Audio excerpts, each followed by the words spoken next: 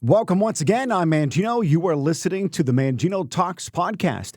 We talk about everything that matters to Pittsburgh, from current events to Pittsburgh history, social issues to sports, politics to practical day-to-day life. If you enjoy the show, please make sure you follow on whichever platform you happen to be listening. If you're on Facebook, Instagram, Twitter, the YouTube channel, I have all of those, and I hope that you are able to like and subscribe and share as well on those platforms too. Today's episode, we're talking about politics, Pennsylvania politics, and the news out in the Tribune Review that Senator Doug Mastriano is considering a run for the Republican primary to try to challenge Bob Casey for the US Senate seat that comes up in 2024. Republicans across the Commonwealth, at least those that are in positions of some degree of power and authority, are terrified of the idea that Doug Mastriano is going to run. They're convinced that if he runs, Bob Casey is a guarantee re-election. And the reason why is because they believe that if he runs, that he can win the Republican primary, that he will win the Republican primary. And then as a result, set up the general election in 2024 to be a Bob Casey runaway. And then the question becomes, who's right on this? Is it Doug Mastriano who's toying with this idea of running? Or is it the Republicans that are fearful that if he runs, he'll cause yet another defeat for Republicans?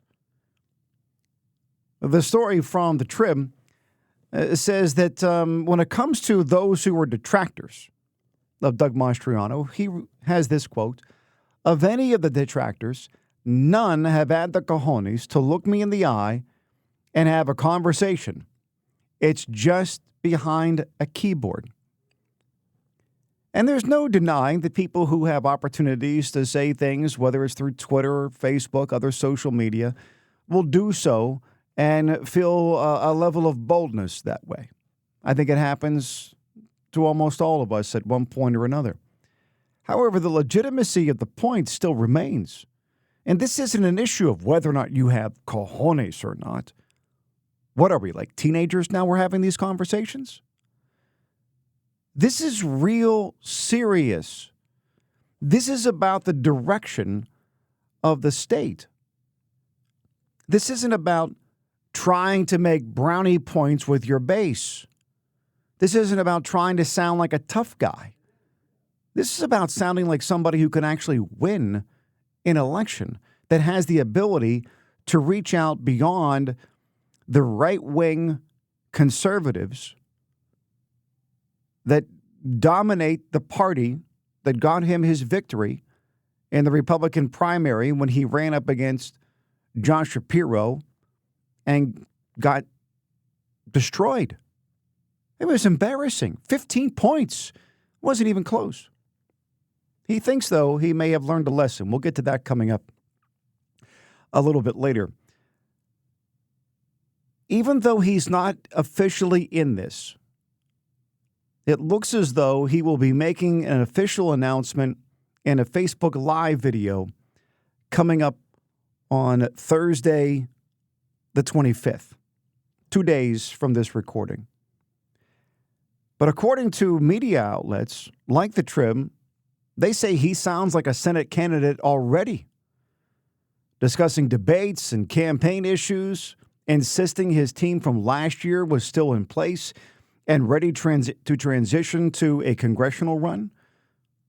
That does sound like somebody who's ready to run, wanting to make a big splash when he wants to, but clearly it does seem that way. You have David McCormick. You may recall David McCormick ran for the Republican primary for the US Senate up against Oz and lost to Oz just this past November. He's looking to give it another go and thinks this time around he'll be able to come out on top. The question becomes for the Republican primary, who's going to back him, who's going to support him, and will the primary be limited to just two people? Because the more that get in, the better it is for Doug Mastriano to win the Republican primary. Because you have the big supporters of Mastriano, and then you'll have some supporters for each of the other candidates. But it will split up the anti-Mastriano vote just too thin. And then he will win once again without a plurality, without a majority of Republican support, just as he did previously. So McCormick thinks that he can pull this off. He can win, and if he does win the primary, believes that he can make a case for why he should be elected against Bob Casey in the fall. Now let's look toward the fall. Does anybody really believe that Doug Mastriano can beat Bob Casey? Maybe the most delusional of supporters do. I'm not even sure Doug Mastriano really believes that he can win. The man's smart. He has the ability to think and reason things out. He has to know that he cannot win a general election. Has to know. So why? But David McCormick, he can win a general election. Now, granted, the state has turned a bit blue on the statewide races. US Senate race from last year, the governor's race. But it was just back in 20, even though Trump lost in Pennsylvania, legitimately, you look at other statewide offices, Republicans were able to hold their own. They did really, really well. They were able to control the House and the Senate still. They did very well. It was this last go-around that you have Oz at the top of the ticket along with Doug Mastriano, and then they had coattails, but their coattails were to bring down the rest of the Republican Party. And so now you have Democrats controlling the House. And you have two people to thank for that. Oz, and maybe even more so Doug Mastriano. Maybe even more so. The concerns that are being expressed right now by Representative Russ Diamond, he's a Republican from Lebanon County, says that when you look at the loss of Josh Shapiro to Josh Shapiro from Mastriano, 15 points last year, huge. He went through a bit of a Twitter posting frenzy, 14 different Twitter posts on the issue.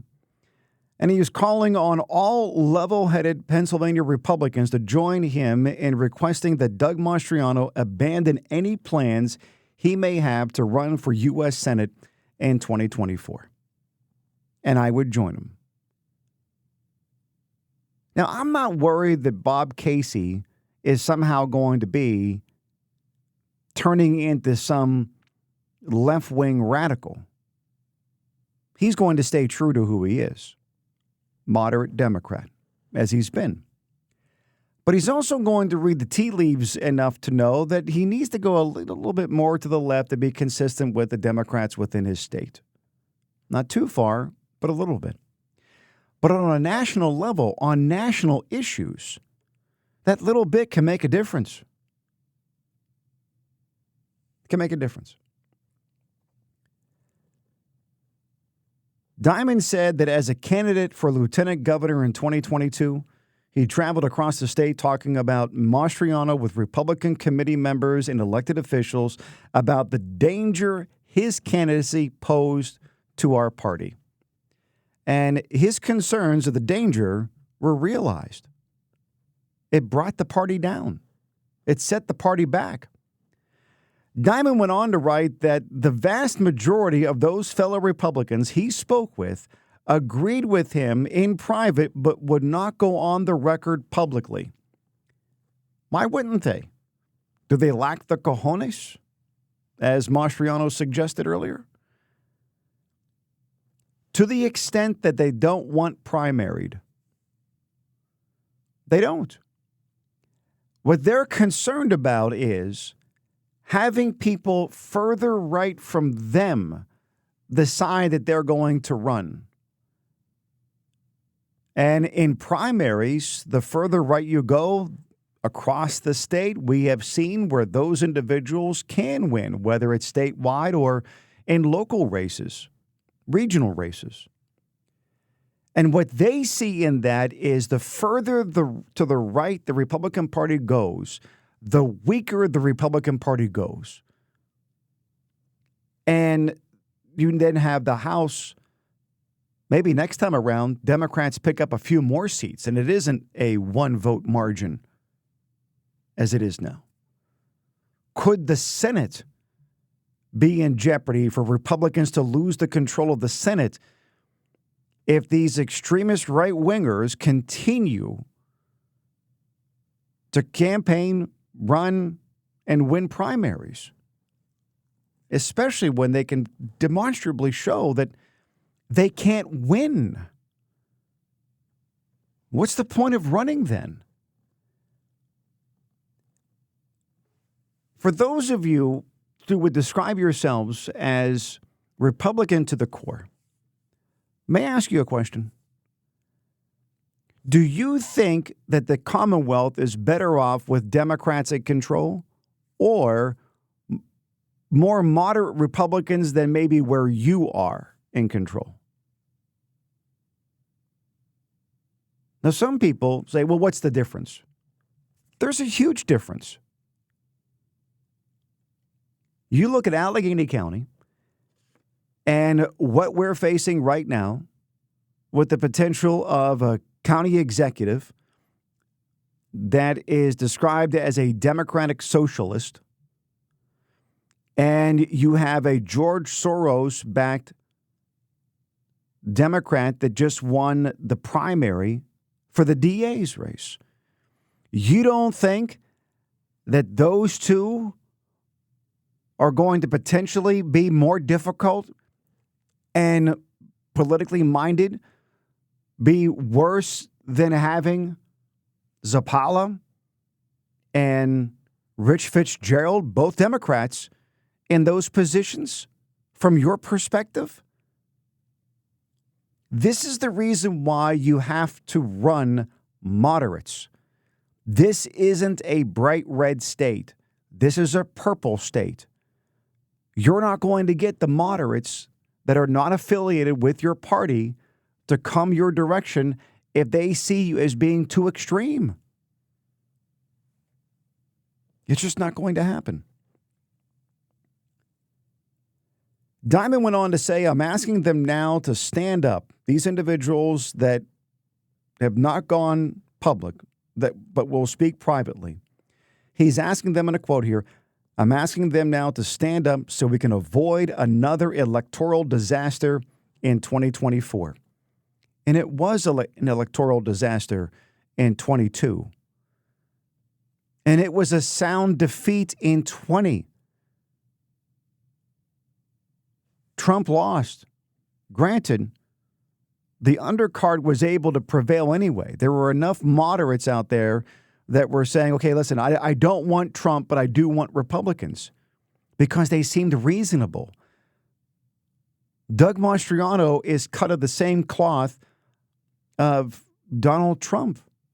Donald Trump is not a winner. He's a loser. He won in 16 because he was going up against Hillary Clinton that was just so horribly disliked. He's not won since. He's not going to win again. Doug Mastriano's best chance of getting a statewide office was back in 16. He's just going to fail and he's going to bring down the Republican Party in the process. You think back to that disaster in 22. Republicans across the state, especially in the House and in the Senate and leadership positions, waited till the very end to decide that they're going to go ahead and back Lou Barletta, the former member of Congress, and hoping that can do it at the very last moment. And obviously it did not. And if Republicans do not get their act together and coalesce behind one candidate, they'll see a repeat of what took place just last year. Many Republicans fear that Mastriano's extreme brand of conservatism would turn off voters and blow any chance of them capturing the governor's mansion. And they were right, weren't they? Absolutely. And it's also going to be a repeat for the Senate race. You have a chance to win this back. You go back to last year, we had a chance to hold on to a Republican seat and gain back a Democrat seat and become a Republican. But you have to run the right candidates. You have to. As Mitch McConnell said, candidate quality matters. And across the board for Republicans all over the country last year, horrible candidate quality. Republicans in Pennsylvania, do not make the same mistake again. Don't. Representative Diamond also wrote, your appearance at the top of the Republican ticket last year undoubtedly contributed to Republicans losing the majority in the PA House. I agree with him.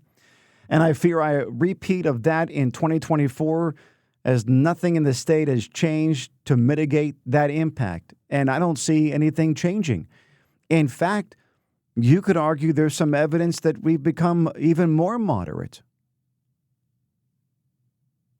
We've not become more conservative, that's for sure. He went on to note that Mastriano received the fewest votes in Lebanon County among other US Senate and House and State Senate GOP candidates, according to a chart that Diamond shared, which may give Diamond the courage to actually come forward and make these statements now because he realizes how weak Mastriano is in his own county.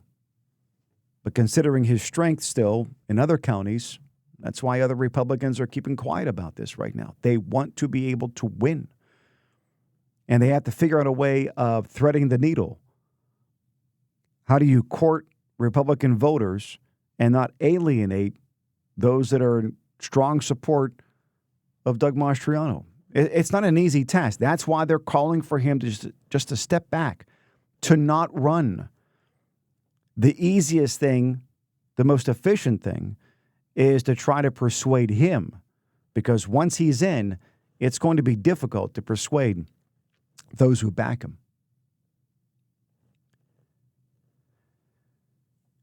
The story goes on to mention that Diamond and Mastriano fought against COVID-19 lockdowns. Diamond said he determined Mastriano was more interested in publicity than public policy. And maybe this the most interesting. Diamond added that he later saw a casual disregard for the truth from Mastriano. Casual disregard of the truth. I would like to get more details from Diamond about what he means regarding that. Because in politics, there's a casual disregard for truth, generally speaking. And the reason why I say that is because one side or the other will disregard certain truths and focus on others in order to drive their point home. So I guess you could call it a disregard for the truth. I mean, I would be interested in finding out in more explicit detail what he means regarding that. But Mastriano says when it comes to the criticism, here's a quote, "It's irrelevant to me. It's the tree falling in the forest. Nobody hears it." He refuses to hear it. And so it looks as though with that statement, you can expect an announcement on Thursday that he'll be running. Something that he may be doing differently this time around? According to the story in the Trib, Mastriano on Monday was noticeably more affable with reporters, joking and chatting them up than he was on the campaign trail last year. His campaign was openly hostile and to mainstream media while giving preferential treatment to conservative reporters.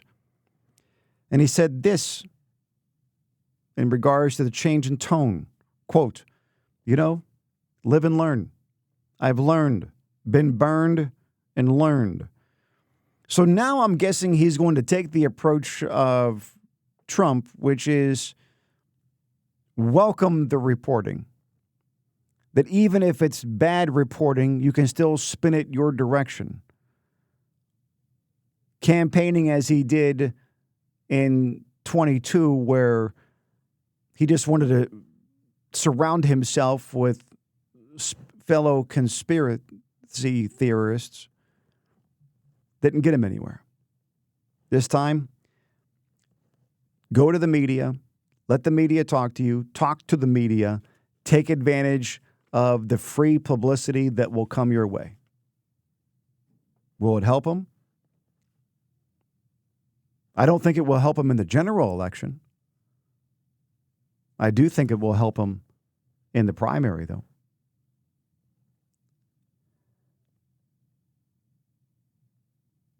There are a lot of major issues that need to be addressed, that a U.S. Senator needs to be a part of the conversation on.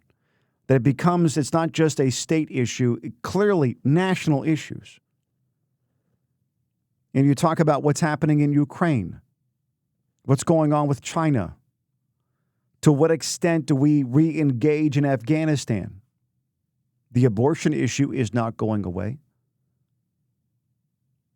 You have concerns about addiction, deaths, the fentanyl crisis, border security, what's happening at our southern border. And now we have issues even at our northern border as well. You need to make sure that the person who's there who can actually get there. I mean, it's one thing if you say, okay, on all these national issues, Mangino, I'm with Mastriano on all of these things. I get it. But do you really believe he can win in November of 24? And that's when it matters. He can't. He just cannot. It's as simple as that. He also thinks that his involvement with January 6th will have no bearing. Are you kidding me? Would no longer be effective against him, he said. Insists on that. Listen, it looks right now that the Republican nominee for president is going to be Donald Trump. You don't think that there will be video that will be looped in commercials incessantly of the attacks on the Capitol? And every one that airs will not only be a damaging indictment against Trump, but will also be of Mastriano in his support of Trump and what took place that day. Now, he can pretend it's not going to matter, but it's going to matter. And finally, in this story, Mastriano said that he looks forward to any potential debates and wants the state party to not endorse anyone in the primary. I would hope the party stays out and lets the people decide. If the Republican Party, you talk about live and learn, Mastriano and his comment about being burned, and then you learn from that. The Republican Party in Harrisburg, lawmakers, leaders in the Senate and the House, get involved in this. The direction of the party, the future of the party depends on your involvement. You can't wait to the last minute to decide you're going to get in this and hope for the best. County leaders like Sam DeMarco here in Allegheny County, I'm confident he's going to be leading the charge in opposition to Mastriano. But you need other Republican leaders, especially in the Senate, that are going to take sides. Let your voices be heard. If endorsements matter, if they ever matter, make yours be clear on who you want and the direction you think this party needs to go. And to the extreme level of Doug Mastriano is not where this party should be going if it has any hope for viability in Pennsylvania. And if we have any hope for any degree of moderation from the left leaning that is occurring not only in Philadelphia, but here in Allegheny County as well. Thank you for listening to the Mangino Talks podcast. New episodes drop Monday through Friday at 3 p.m. Eastern. For more on me and the show, be sure to visit ManginoTalks.com. Follow me on your favorite social media platform by using @ManginoTalks, or you can just Google Mangino Talks. Once you find me, please like, follow, subscribe, and share the pages with your friends and your family. And thanks again for listening to the Mangino Talks podcast.